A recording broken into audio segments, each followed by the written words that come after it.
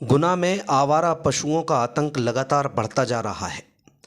कुछ दिन पहले एक बुजुर्ग को सांड ने पटका। इसके बाद 2-3 दिन जीवन और मौत का संघर्ष करने के बाद उनकी मौत हो गई।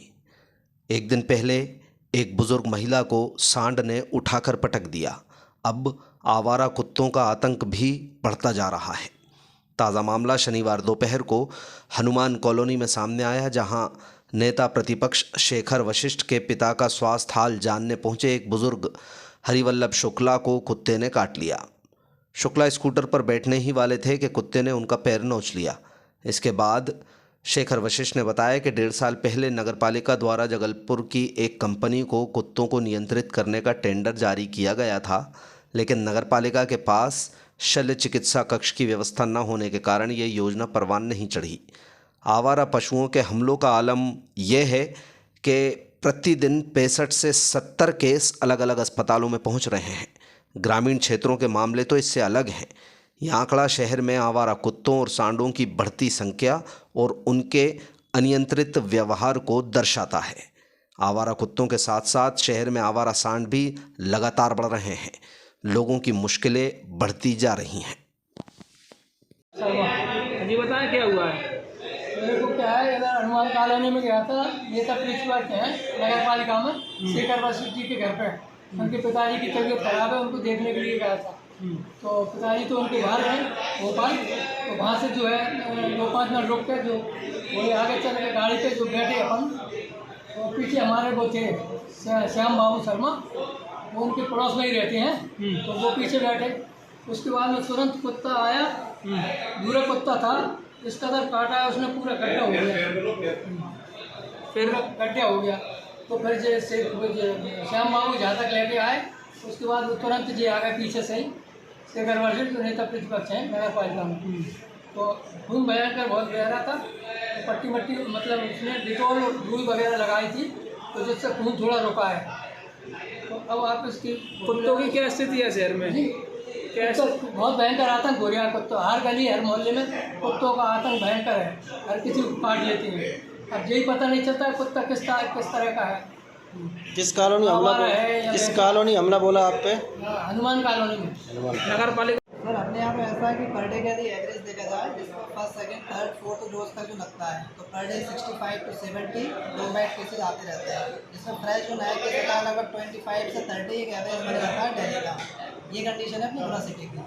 और मैक्सिमम जो केसेज हैं वो लोकल के ही हैं। 80% से ज़्यादा केसेज लोकल के ही आते हैं, क्योंकि अदरवाइज तो CSC कुछ PSC पे इंजेक्शन लगते हैं। और जो सराउंडिंग एरिया है पास को सारे अपने डिस्ट्रिक्ट हॉस्पिटल में आते हैं। लगभग महीने के कितने पेशेंट आते होंगे? महीने का अपना वही है 600। जो फ्रेश केस यदि टोटल मिला दिया जाए, जैसे अपना जिसमें 1 से लेकर 4 डोज तक मिला दिया जाए, तो 1500, 1600, 1650 इतना जाता है।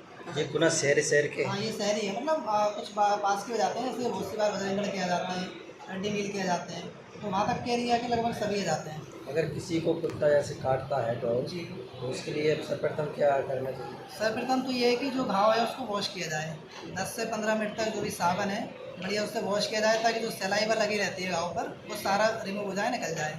उसके बाद AR की जो वैक्सीन लगाई जाती है वो हॉस्पिटल में अवेलेबल है, वो लगवाना चाहिए। प्रायोरिटी वाले काम यही है दोनों। आपका परिचय? Shivnarayan Kushwaha, nursing officer.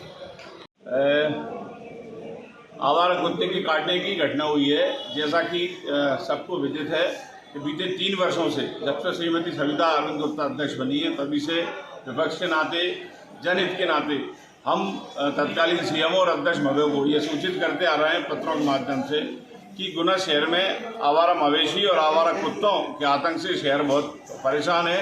School निकलने वाले छात्र छात्राएँ, शहर के आम नागरिक का शहर में निकलना मुश्किल हो गया। लेकिन इस ओर नगरपालिका परिषद ने बीते 3 वर्षों में किसी तरह का कोई कदम नहीं उठाया जो कि जनहित की सुरक्षा के लिए हो।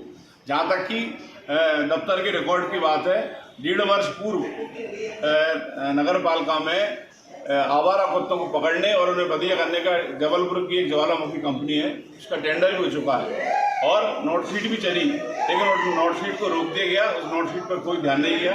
नोटशीट के मुताबिक मैंने स्वयं ने नोटशीट को पढ़ा है और नोटशीट की कॉपी लिखित में माननीय जिलाधीश महोदय को और प्रभारी मंत्री ने जब नगर पालिका में बैठक ली थी तत्कालीन समय गोविंद सिंह राजपूत जी ने, तो इस घटना को आगाह करते हुए कि शहर में किस तरह की घटना हो रही है, लेकिन हमारे अध्यक्ष महोदय का उस पर कोई ध्यान नहीं है।